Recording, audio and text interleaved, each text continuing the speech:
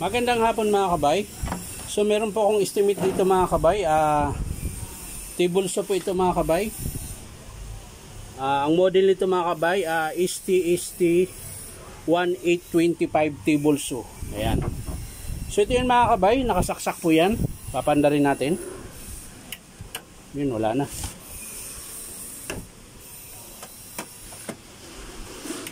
Ayan, wala na talaga mga kabay. So nabuksan ko na ito mga kabay, hindi ko na pinakita dahil wala pong maghahawak sa camera ko. Hindi rin makikita pag nilalapag mga kabay. Ang makikita ito lang.